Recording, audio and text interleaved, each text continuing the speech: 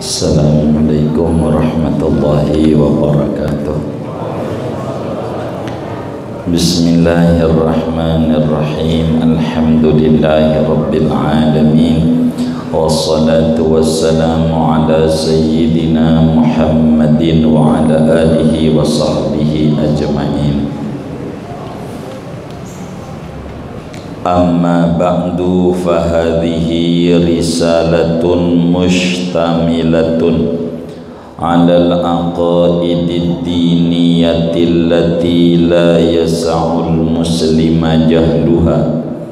Adapun sesudah bismillah, alhamdulillah, salawat dan salam, maka adapun ini yaitu sebuah risalah, buku kecil mustamilatun yang mencakup isinya alal aqaidid diniyati, atas aqidah agama, allati la yasa'ul muslima jahluha, yang tidak meluaskan akan orang muslim oleh bodohnya.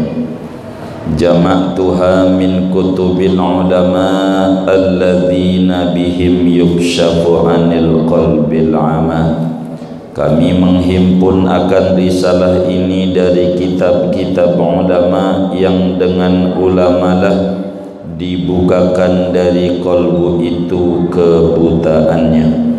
Walahumul fadlu, dan bagi ulamalah keutamaan itu. Idhumul aslu fi mabhasil aqaidi, karena mereka adalah sumber dalam pembahasan ilmu aqidah, ma'adhikril adillatil yaqiniyati, serta menyebutkan dalil-dalil yang bangsa pasti, ba'da kulli aqidatin, sesudah tiap-tiap aqidah, wa kaifiyatit takhalluqi, dan tata cara berakhlak, ba'da ma'rifati kulli sifati, sesudah mengetahui tiap-tiap sifat. Wa ma liya haddun illa mujarradul jam'i wan naqli, dan tidak ada bagiku bagian melainkan semata-mata mengumpulkan dan menukilkan saja. Wala aqulu inni asabtu fi kulli ma katabtu, dan tidak berkata oleh aku sesungguhnya aku tepat pada setiap apa yang telah menuliskan oleh aku. Li'annal kamala lillahi wahdahu, karena bahwa kesempurnaan itu hanya milik bagi Allah semata. Wala yakhlul kalamu min khalal illa kalamu man asamahullahu minaz zalal, dan tidak akan lepas oleh satu omongan dari kecideraan melainkan omongannya Nabi Muhammad yang dilindungi oleh Allah dari kesalahan. Fa'alan nadhiri an yusahhihahu muslihan la mufsidan, maka hendaknya atas orang yang memandang ini risalah, an yusahhihahu, agar bahwa ia membetulkannya, muslihan, padahal meluruskannya, la mufsidan, tidak merusak, wa muawinan, padahal membantu, la mu'anidan, tidak menentang, wa mu'adidan la hasidan, dan padahal membahu-membahu bukan mendengki. Liyaksibal ajra wassawab, agar ia memperoleh ganjaran dan pahala, minallahil karimil wahhab, dari Allah yang pemurah lagi maha pemberi. Innallaha la yudhi'u ajral muhsinin, sesungguhnya Allah yaitu tidak menyia-nyiakan oleh Allah akan ganjaran orang-orang yang berbuat kebajikan. Wallaha ta'ala nas'alu an yakuna hadzal 'amalu nafi'an lana wa li amsalina minal mubtadi'in, dan hanya pada Allah kami memohon agar menjadi ini tulisan yaitu bermanfaat bagi kita semua dan bagi orang-orang seperti kami daripada para pemula penuntut agama.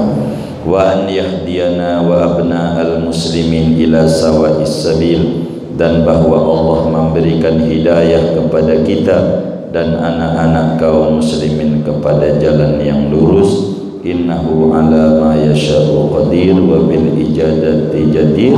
Sesungguhnya Allah atas apa yang Ia kehendaki yaitu Maha Kuasa, dan dengan mengijabah doa yaitu nyata dan pasti. Wa hadza awanu syuru'i fil maqsud bi'aunillahi wa taufiqih, wallahu a'lamu bissawab. Bapak, Ibu, saudara-saudara sekalian, malam hari ini sesudah kita membahas tentang bismillah, tentang alhamdulillah, tentang syahadat, dan tentang solawat, kemudian amma ba'du. Kalimat amma ba'du itu namanya disebut faslul khitab. Apa itu faslul khitab? Satu kalimat yang dikemukakan untuk pindah dari satu uslub ke uslub yang lain, dari satu macam omongan kepada omongan yang lain. Dan mengucapkan amma ba'du sesudah bismillah, alhamdulillah, salawat dan salam hukumnya sunnah. Kenapa? Karena Rasulullah sallallahu alaihi wa alihi wa sahbihi wasallam sebagai panutan kita yang ditegaskan dalam Al-Quran, laqad kana lakum fi rasulillahi uswatun hasanah, qul in kuntum tuhibbunallaha fattabi'uni. Maka di dalam khutbah-khutbah Nabi dan di dalam surat menyurat Nabi yang dikirim kepada raja-raja di dunia kala itu, selalu mengucapkan kalimat amma ba'du. Yang menjadi perselisihan ulama, amma ba'du ini siapa yang memulai? Ini para ulama berbeda-beda. Ada yang mengata yang pertama kali memulai namanya Nabi Dawud, sebab Nabi Dawud diberikan faslul khitab. Ada juga yang mengata seorang bangsa Arab namanya Qus bin Sa'idah, dan macam-macam riwayat.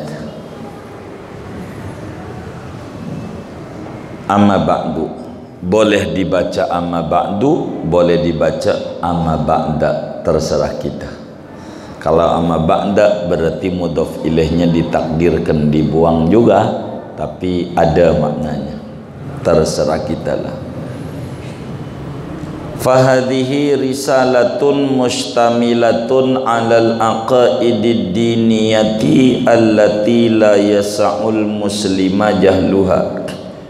Kitab yang akan kita bedah dalam perdui mingguan di Masjid Jami Al-Ma'ruf ini adalah kitab yang isinya tentang akidah Islam. Akidah Islam. Apa itu akidah? Akidah itu adalah ideologi. Sebab tidak mungkin orang hidup tanpa ada ideologi. Dan ideologi inilah yang menggerakkan muslim untuk hidup mulia.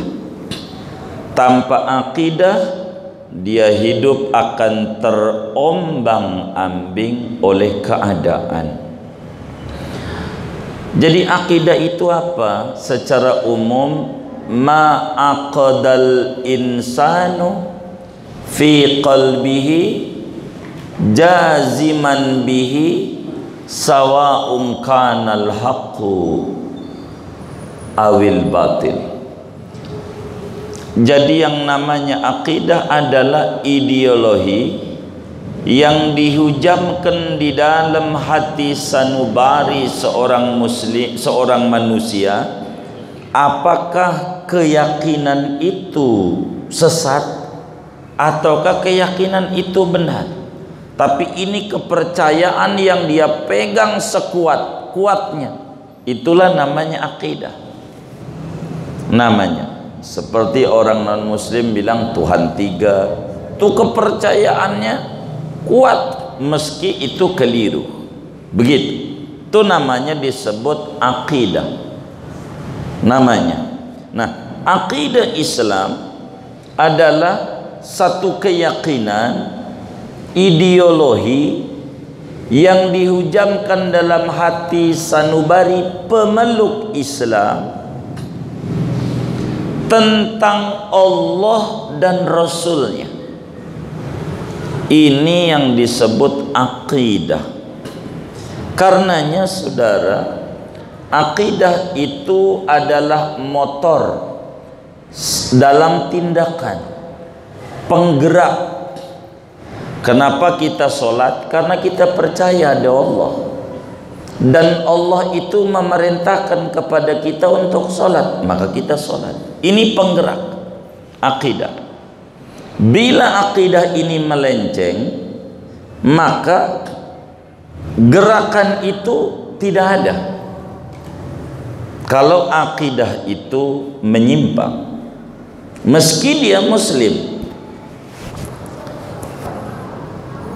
Contoh, ada orang mengata tidur saja di masjid tapi bisa dapat ikan. Ada yang mengata bisa dapat ikan tapi kudu jalan ya ke empang, bawa joran, bawa pelet, dia di peletnya ditempelin di kail, baru dia dapat ikan. Sehingga ketika akidah itu menyimpang, ini yang menyebabkan rusak pada tatanan gerakan.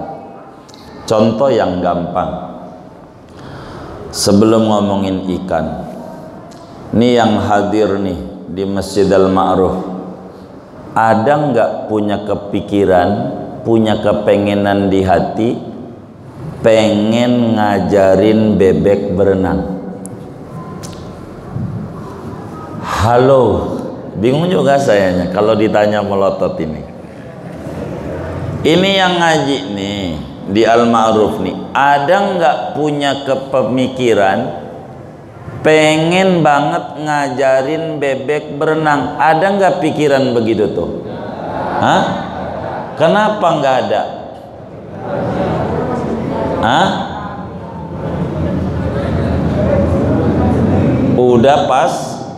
Udah pasti. Artinya barang yang udah pasti enggak bakalan diupayakan. Itu namanya sebuah keyakinan. Bila keyakinannya bebek pasti berenang, maka gerakan itu tidak ada. Kenapa? Karena sudah pasti. Enggak ada gerakan pengen itu.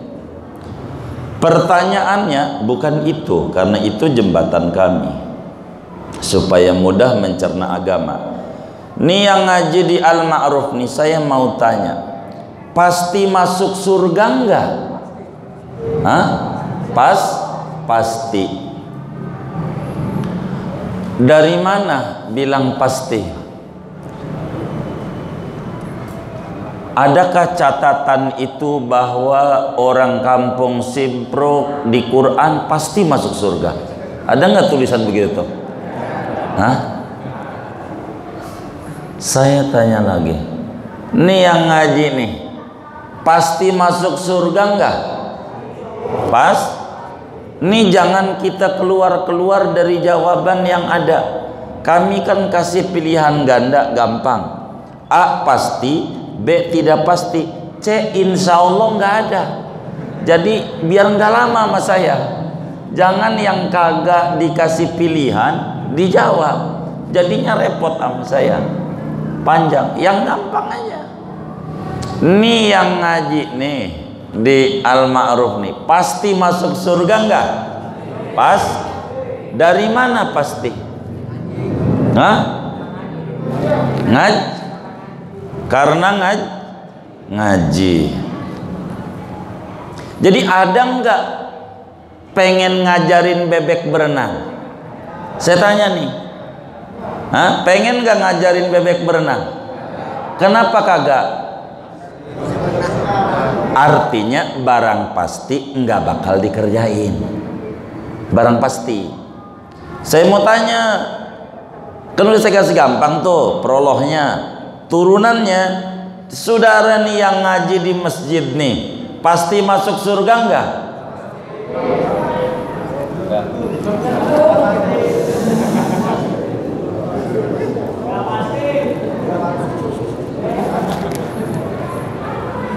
Hah? Nih yang ngaji nih pasti enggak? Pas? Dari mana pasti, Pak? Big? Dari mana tuh pasti tuh? Hah? Sering nolong orang. Jadi yang sering nolong orang pasti begitu. Ini nih yang ngaji nih pasti masuk surga enggak ini? Pasti.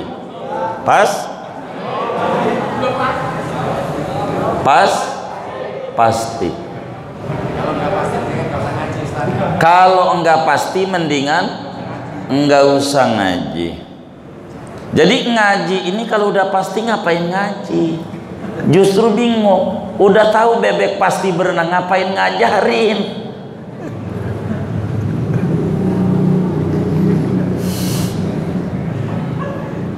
Nih saya harus tanya begini, tapi kuping saya ini belakang gara-gara pandemi ini rada kurang dengar. Gara-gara pandemi muncul lagi varian baru, tambah rada kurang.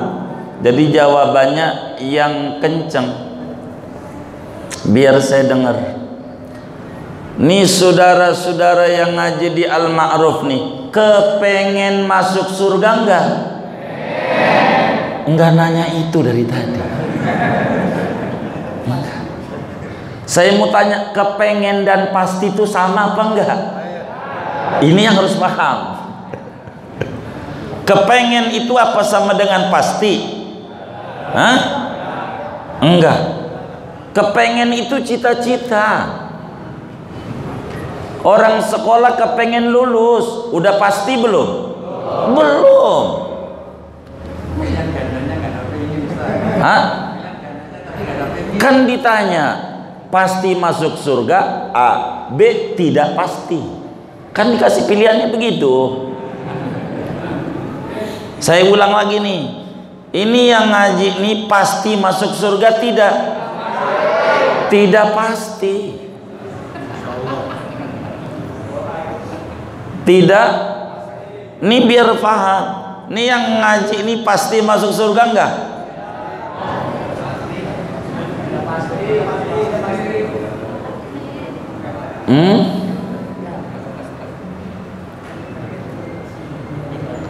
Ini yang ngaji ini pasti masuk surga enggak? Hah? Enggak pasti. Saya mau tanya, pasti masuk neraka enggak? Enggak pasti. Semuanya enggak pasti. Enggak pasti. Maka karena kita enggak pasti, karena kepengen masuk surga, maka ada gerakan ngaji, sholat. Kenapa muslim banyak yang tidak sholat? Karena salah kayak tadi. Udah pasti masuk surga, ngapain gua sholat? Ngapain gua puasa? Mabok juga surga. Bodoh dia tentang akidah. Itu begitu. Kita ini belum pasti. Masuk surga nih belum pasti, baru kepengen. Kepengen tuh cita-cita. Dan cita-cita bukan kepastian. Orang dagang kepengen untung. Apakah orang dagang pasti untung? Tidak. Kepengen.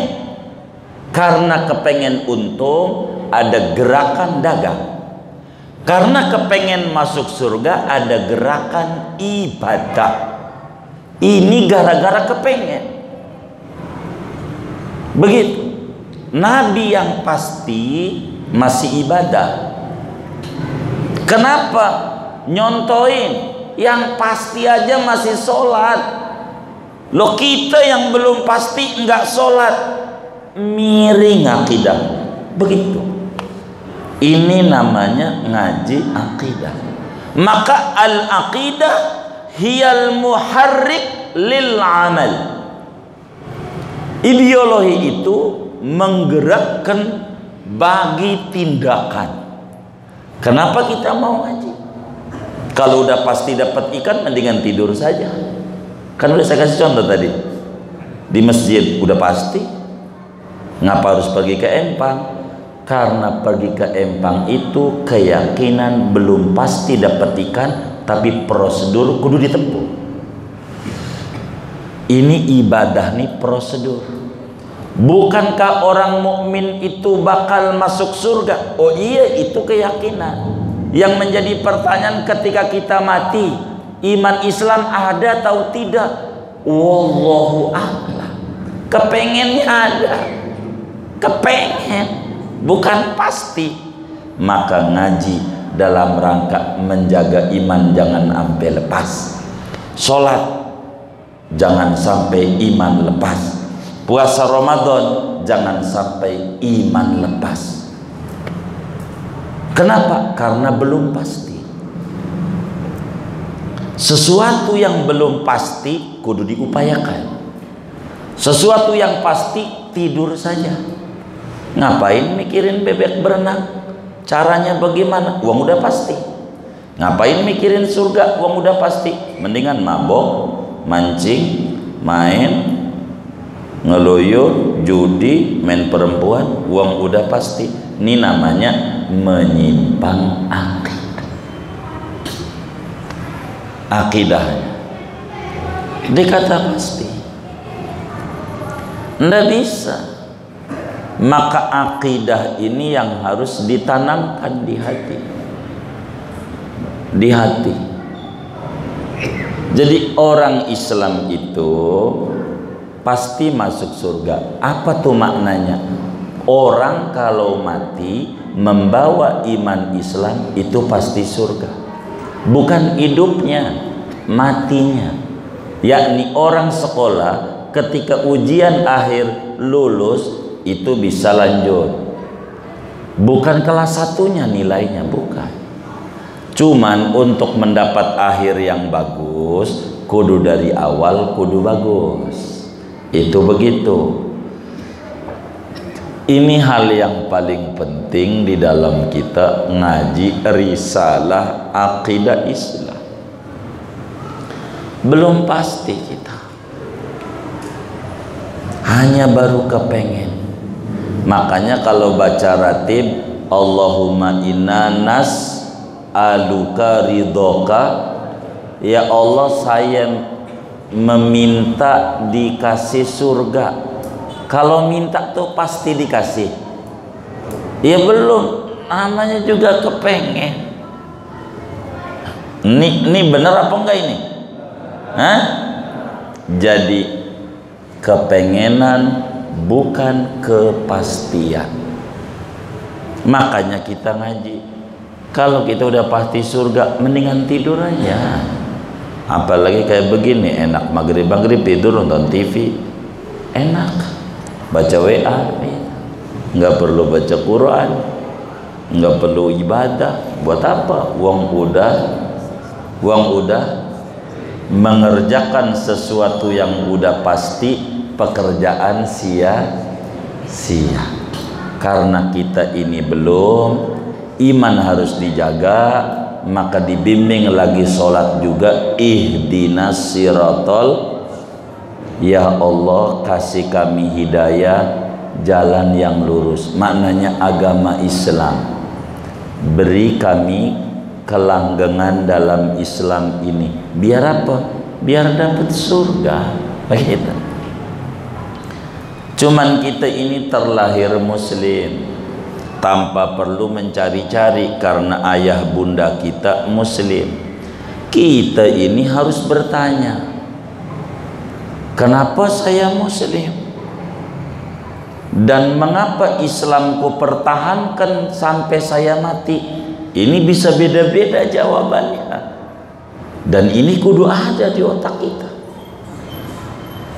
supaya tidak terombang-ambing oleh keadaan.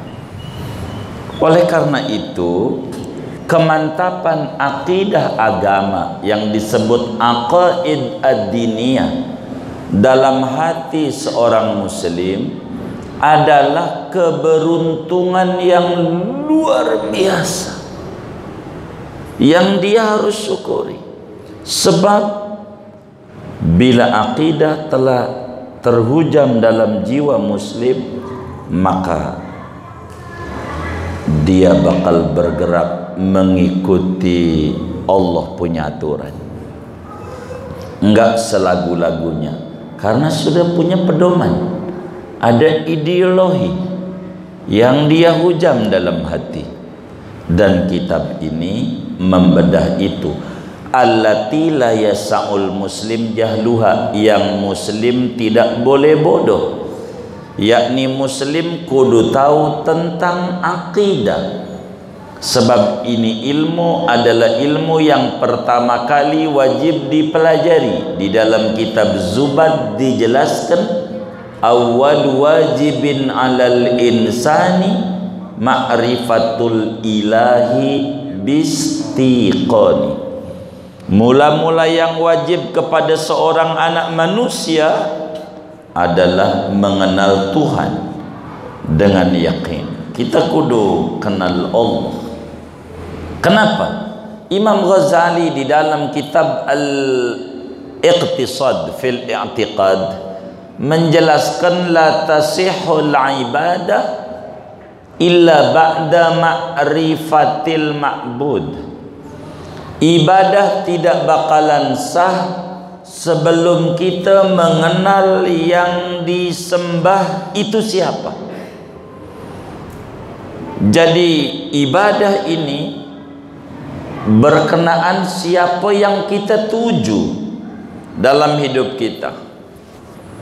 Bila ini menjadi pijakan dasar, akidah harus terhujam di dalam hati, maka orang yang tidak berupaya mengenal siapa yang disembahnya, dari mana dia berasal, kemana dia bakal kembali, untuk apa dia dihadirkan di tengah-tengah jagat raya ini.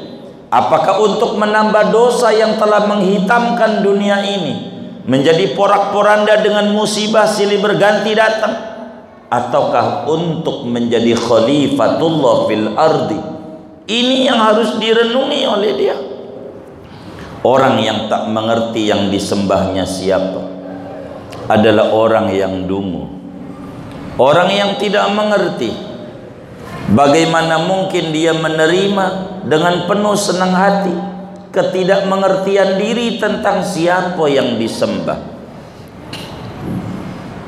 Dia harus paham tentang akidah Islamiyah atau disebut ilmu tauhid.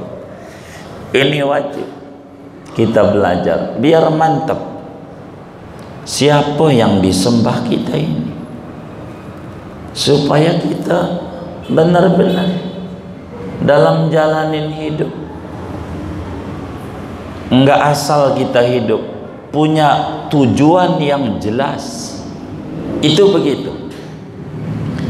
Orang yang tak mengenal siapa Tuhannya, dia bagaimana menyembahnya, apa sifat-sifatnya, hendaklah menghadiri majelis-majelis ilmu untuk mengenal tentang Tuhan.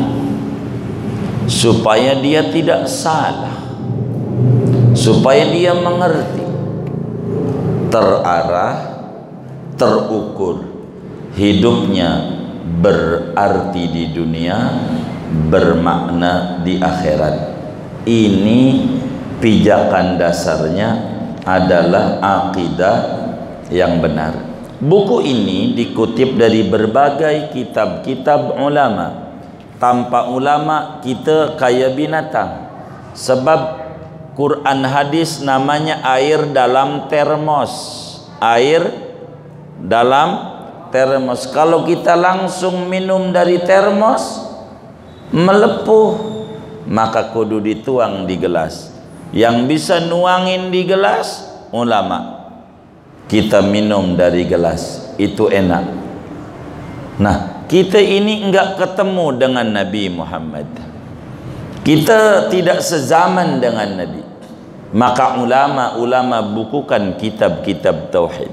Ada Fathul Majid dulu dibaca oleh Hadratus Syekh Muallim Syafi'i Adzami di Masjid Al-Ma'ruf ini. Ada kitab namanya Tuhfatul Murid, ada kitab namanya Jawahir Kalamiyah, dan macam-macam. Karena itu kita kudu banyak terima kasih sama ulama. Ulama lah punya jasa besar sama kita. Tanpa ulama kita tak bisa. Belum tentu kita mengenal Allah. Ulama lah yang bimbing kita. Laulal ulama lasaran nasu kal bahaim. Kalau enggak ada ulama, kita orang ini kayak binatang, enggak tahu bagaimana cara menjalani hidup.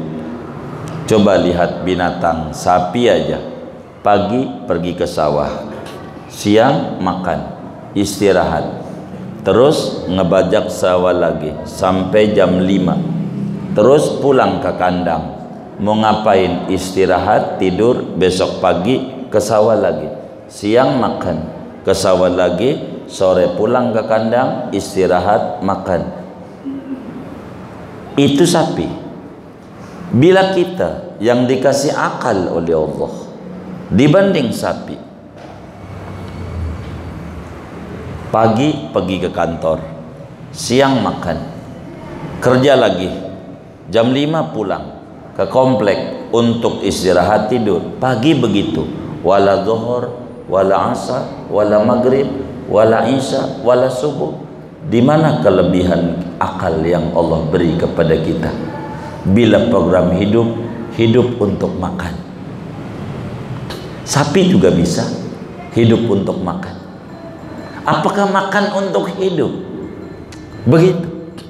Akidah menggerakkan muslim untuk hidup mengerti tentang Allah, tentang Rasul, tentang apa yang disampaikan sama Rasul, bahwa ada namanya akhirat. Coba kita ukur. Ada orang bagi duit sama kita, berapa ya? 50.000. 50.000 kita dibagi. Kita bawa ke ITC Permata Hijau. Tahu nggak? ITC Permata Hijau tahu nggak? 50.000 dibawa ke ITC Permata Hijau. Gede apa kecil? Hah? Yang bener nih, gede apa kecil? Kecil. Kalau kita bawa ke kotak amal Masjid Al-Ma'ruf 50.000, gede apa kecil? Hah? Ini yang bener nih, gede apa kecil? Hah? Gede. Ini yang berubah angka duitnya apa artinya? Hah? Ini jujur, angka duitnya apa artinya? Hah? Artinya. Ketika hati mengata dunia ini besar dan dunia ini berharga, maka 50.000 tak punya arti, karena besar dan berharga. Bila kita mengata akhirat itu sepele, akhirat itu barang hina, terlalu rendah, maka 50.000 itu besar. Maka ini gerakan, maka akidah yang benar akan menggerakkan, mendorong hati. Akidah yang benar. Maka ada orang kalau dia Jumat itu kotak amal lewat, dia malah zikir subhanallah, subhanallah, subhanallah, sampai merem-merem. Manakala lewat, alhamdulillah, alhamdulillah. Kenapa ini? Karena tak begitu penting akhirat di mata dia, tapi dunia hal yang lebih penting. Padahal dia baca ayatnya, walal akhiratu khairul laka minal ula. Begitu. Maka dulu Imam Ibrahim bin Adham waktu mau masuk ke pemandian air panas, mau masuk pengen lihat cewek-cewek yang cakep, maka kemudian itu tak boleh oleh penjaga. Ketika enggak boleh, beliau menangis, menangis, menangis. Dilarang mau masuk, kagak boleh sama security. Akhirnya sampai datang pemilik pemandian air panas itu. Kenapa ini? Ini si kakek ini pengen masuk gratis. Dia ngotot, Pak. Dia terus saja dia nangis. Biar kakek juga nangis juga. Begitu. Maka kemudian itu kata yang punya, boleh aja dia mau masuk, tapi dia nggak mau masuk. Kata dia, yang saya tangisi itu bukan nggak boleh masuk, betapa untuk hiburan dunia aja kudu bayar, mahal ngantri tiketnya. Lah ke akhirat Jumat ada kotak amal udah kayak jalan tol Serpong aja cepet. Al-Ma'ruf begitu enggak? Enggak, alhamdulillah. Itu begitu, cepet banget. Tak mengerti akhirat itu gratis. Oh kagak. Orang mau maksiat aja, mau dugem, bayar. Akhirat gratis. Nangisnya begitu Ibrahim bin Adham. Ulama itu mendidik kita supaya kita mengerti tentang Allah, sehingga hidup kita ini bahagia. Orang yang tak mengerti tentang Allah terombang-ambing oleh keadaan. Tapi orang yang mengerti tentang Allah, dia tidak mau dipusingkan oleh keadaan, tapi dia bagaimana tertuju hatinya kepada yang mencipta keadaan. Ini kitab isinya akidah, ada 3. Begitu. Kandungan buku ini ada 3. Pertama, akidah dengan hadrosamnya, yakni definisinya. Sifat wujud apa, kidam apa, bako apa. Ini namanya disebut definisinya. Apa itu kidam, apa itu bako, dan seterusnya. Kemudian yang kedua ada dalil.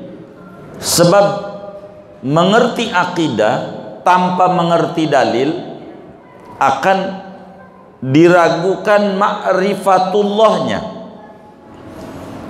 meski dalilnya secara ijmali, global saja, tidak secara tafsili. Yang ketiga, ini yang pokok. Buku ini berisi bagaimana mengimplementasikan akidah berubah menjadi tindakan nyata.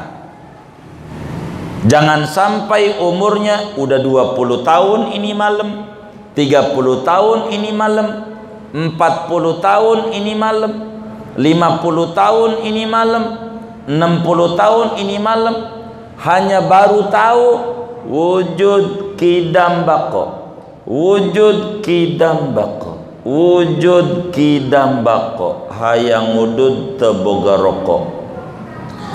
Bukan itu. Wujud ada, mustahil adam, artinya tiada. Dalil bumi langit. Sebatas itu bagus, tapi tanpa implementasi yang jelas kurang bermakna. Karena bukan wujud kidam bakonya, bagaimana mengimplementasikan wujud Allah dalam kehidupan kita sehari-hari, sehingga memunculkan kesadaran di mana tempat ada Allah. Kita jalan-jalan ke Pulau Seribu tapi nggak ke Pulau Laki, sebab itu ada Sriwijaya jatuh. Kita ke Pulau Seribu, kita lihat ada pohon kelapa, buahnya manis. Kita mulai mikir, itu manis dari mana? Airnya semuanya asin, tanahnya boleh jilatin. Apakah nanamnya pakai gula? Boleh tanya petaninya. Dari mana itu manis? Dia bakal berkata, emang Allah bersifat wujud. Bersyukur dia, bersyukur dia. Itu begitu. Dia jalan-jalan ke Pasar Minggu, ada duren, sebelahnya pohon cabai. Duren rasanya manis, cabai pedas, airnya sama, tanahnya sama. Kok bisa beda hasilnya? Ini kok bagaimana ini? Ini namanya mengimplementasikan wujud. Biar kita mengerti tentang hidup, biar kita nggak bingung memikirkan hidup ini. Kenapa kita bingung? Karena yang kita pikirkan hidup, bukan yang maha hidup. Begitu. Yang kita pikirkan adalah eksistensi daripada semesta, bukan pencipta semesta. Berapa banyak orang barat mengata sudah sampai ke bulan, tapi ketika debatan dengan Sayyid Ahmad Al-Badawi, mana karya orang Islam? Kami sudah nyampe ke bulan. Kata Sayyid Ahmad Al-Badawi radhiyallahu anhu, kami lebih hebat dari Anda. Anda baru nyampe bulan, tapi belum nyampe siapa yang nyiptainnya. Kalau kami udah tahu yang nyipta siapa, Anda baru nyampe ke makhluk, Anda makhluk baru ke makhluk. Kalau kami dari makhluk ke khaliq. Dan ini Islam biar benar akidahnya. Maka kitab ini berisi 3. Ada definisi sifat, ada dalil sifat, dan ada implementasi sifat. Jangan sampai Allah kasih kita akal lalu tidak merenungi. Sebab setiap sifat Allah ada cahaya. Dari sana kita bakal berasa keberadaan Tuhan. Orang yang sudah maqam imannya tinggi, maqamus syuhud wal ayan, dia istighraq pada keahadian Allah Subhanahu wa taala, di mana tempat dia bakal ketemu Tuhan. Laksana orang tenggelam di dalam lautan. Dia tenggelam di lautan, dia lihat atas ada air, lihat bawah air, kanan air, kiri air, depan air, belakang air. Dia jalan kemana saja di dunia ada Allah. Sehingga ketika pandemi pun Allah hebat, menciptakan makhluk yang namanya virus corona, bikin orang kocar kacir. Pertama orang ketakutan, awal-awal ngumpet di rumah, ampe bininya geplak dia punya pala, ngerem mulu. Ngeluyur apa? Kalau ayam ngerem betelor. Kalau lu telur 5 ini mau digimanain? keluar, keluar. Daripada ribut dia keluar. Di depan sudah ada aparat, dibilang lockdown, keluyuran mulu, pulang, pulang. Dia bingung. Pulang ke rumah omelin bini, keluar diomelin aparat. Di mana tempat yang tenang? Masjid kayaknya. Pergi ke masjid, tutup. Waduh, ketemu temennya, gimana? Gue lagi bingung, ikut gue aja mana? Tempat mancing. Oh iya dah, rame. Ini bingung. Pertama ketakutan, berikutnya kebingungan. Ini gimana ini? Ini begitu. Padahal virus makhluk. Virus itu makhluk apa bukan ya? Makhluk menurut sama yang punya irodat. Kata yang punya irodat tularin, tularin. Kata yang punya irodat jangan, jangan. Itu yang punya irodat, makhluk. Jangan kita makhluk takut sama makhluk. Makhluk mau takut sama yang nyipta tuh makhluk. Ini namanya akidah hiyal muharrik lil amal.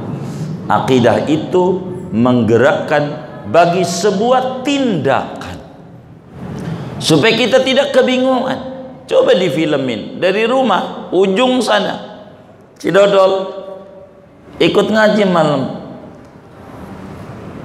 boncengan rapat sampai masjid renggang, pulang rapat lagi. Coba pikirin, difilmin, kita bisa ketawa. Ini kelakuan siapa? Ya kan kita pemerannya ya. Ini namanya kebingungan. Akidah ini yang punya motor nunain kewajiban, Allah jaga. Saya juga nunain kewajiban sama Allah. Masa di masjid nggak ada Allah, waktu lagi naik motor ada Allah, saya bisa rusak akidah ini. Begitu dia. Orang punya akidah, dia bingung apakah di masjid tidak ada Allah, tapi waktu naik Gojek ada Allah dari sini sampai Pulau Gadung, di masjid enggak. Kayaknya bertentangan ini dengan akidah ini. Kenapa motor dijaga? Boleh. Kalau begitu saya taklid dah baja yang naik motor dah. Maka saya menyontoh sama Gojek. Dia nunain kewajiban, kita juga nunain kewajiban. Ini namanya akidah. Hiyal muharrik lil amal. Maka implementasi sifat ini menjadi tenang dalam hidup. Duit itu gambarannya kayak cewek cakep. Duit, ada cewek cakep nurut sama orang tua, cakep nurut sama orang tua. Kata orang tua A, A, orang tua B, B, orang tua jangan, jangan, orang tua boleh, boleh. Maka ada dua orang. Yang pertama, dandanin diri. Bagaimana supaya cewek ini mau sama kita? Maka dia dihiasi dirinya sampailah cewek itu mau. Sesudah cewek itu mau datang sama orang tuanya, jangan, nggak jadi, salah dia. Cara yang kedua, deketi orang tuanya. Kalau orang tuanya udah demen, boleh, mau, dia mau, uang dia nurut sama orang tua. Duit itu cewek namanya. Allah tuh orang tua. Duit itu makhluk, Allah itu khaliq. Punya iradat, punya wujud, punya kidam, punya bako, punya mukhalafah dan seterusnya. Kalau pengen diberi duit sama Allah, perbaiki hubungan kita sama Allah. Jangan sama duitnya otak kita, tapi sama Allahnya. Sebab dia yang mencipta. Biar rapih hidup kita. Begitu juga dengan makhluk-makhluk yang lain, kayak penyakit segala macam, bisa mati berdiri. Kalau mikirin begitu mulu, mikirin Allah. Makhluk melemah, yang kuasa Allah. Terus aja diputar-putar supaya ideologi itu duduk pada qalbu kita. Dan wa kaifiyatit takhalluq, ini yang ketiga, cara bagaimana mengimplementasikan dan mengaplikasikan sifat-sifat Allah dalam sebuah tindakan nyata. Maka kenapa kita penting ngaji kitab namanya Al-Hikam, karya ulama Mesir, kelahiran Alexandria, wafat di Fustat tahun 709 Hijriah, Ahmad bin Athail As-Sakandari. Karena itu cara mengimplementasikan tauhid itulah yang disebut Al-Hikam. Bagaimana cara kita mengimplementasikan sifat-sifat Allah di dalam hidup dan kehidupan kita. Dan kitab ini dalam penutupnya selalu akan diterangkan bagaimana cara kita mengimplementasikan sifat-sifat tersebut. Buku ini semuanya murni adalah kumpulan dan kutipan daripada pendapat-pendapat ulama. Tentu ada yang benar, ada yang tidak, namanya juga manusia, tidak akan lepas dari kekurangan. Maka bila ditemukan kekurangan, maka kudu dilurusin supaya jangan sampai salah, supaya dapat ganjaran. Jangan mendengki, akhirnya menjadi repot dalam hidup kita. Karena itu pentinglah kita belajar tentang ilmu aqidah Islam, ilmu tauhid, supaya kita mengenal Allah, mengenal keagungan Allah, mengenal perilaku baik Allah, sehingga hidup kita tidak begitu pusing. Kenapa orang-orang dulu berbeda dengan kita di zaman sekarang? Kita bandingin dalam berbagai sisi 180 derajat. Orang dulu sekolah enggak, 2 anak banyak, 33 udah kayak biji tasbih anak 2, betul enggak? Orang dulu anaknya 15, itu orang dulu. 3 kerja selagu-lagunya. Kenapa kita kata kerja selagu-lagunya? Berangkat ke kebun sesudah sholat duha, itu maknanya jam tengah 8 baru jalan dia ke kebun, pulang sebelum matahari terbenam. Tengah 6 udah nongkrong di langgar, udah nongkrong di masjid, udah duduk tengah 6 orang dulu. Maknanya jam kerjanya sebentar, berangkat sesudah terbit, pulang sebelum terbenam. Nomor 2 anak banyak, 33 kayak biji tasbih. 3 sekolah kagak. Bandingin sama kita sekolah meski SMA, betul nggak? Begitu. 2 anak dikit, paling 2, 3 aja udah banyak. Itu begitu anaknya. 3 kerjanya berangkat sebelum matahari terbit, udah ngeluyur, pulang sesudah terbenam, berarti jamnya panjang tuh. Anak dikit tapi mereka berhasil. Berapa banyak anaknya pada bisa jadi sarjana, sekolah enggak apa enggak, karena mereka memiliki kemantapan akidah. Kenapa kita yang anak timbang 2, 3 doang, kerja habis-habisan, mau ngawinin bocah aja udah puyeng. Bagaimana ini? Mau nyekolahin bocah udah stres. Ini berbicara kemantapan akidah orang dulu dengan kita yang pengetahuan banyak tapi kemantapan sebagai pondasi kurang kokoh, sehingga terkadang goyang-goyang dalam kehidupan kita. Maka wajar dalam ilmu di Betawi ini yang pertama kali dipelajari oleh orang-orang tua kita dulu sifat 20. Habis itu baru irsadul anam, habis itu baru adabul insan. Inilah pendidikan yang luar biasa yang ditanamkan oleh orang dulu, bagaimana di dalam menjalankan kehidupan supaya benar, supaya lurus dan tidak bingung. Karena itu kita ini bakal mengkaji kitab akidah. Insya Allah pertemuan mendatang kita akan memasuki pendahuluan dalam kajian akidah Islam ini. Mudah-mudahan Allah Subhanahu wa ta'ala memberikan kita kemantapan iman Islam, kebagusan akidah, kemantapan keyakinan kepada Allah dengan segala asma-asma dan sifatnya, sehingga hidup kita penuh dengan kebahagiaan, bahagia di dunia dan bahagia di akhirat. Amin ya rabbal alamin. Segini aja waktu yang ada buat tanya jawab. Ada yang ditanya mungkin dari materi ini atau di luar, sebelum doa silakan. Baik, Bapak kita dulu.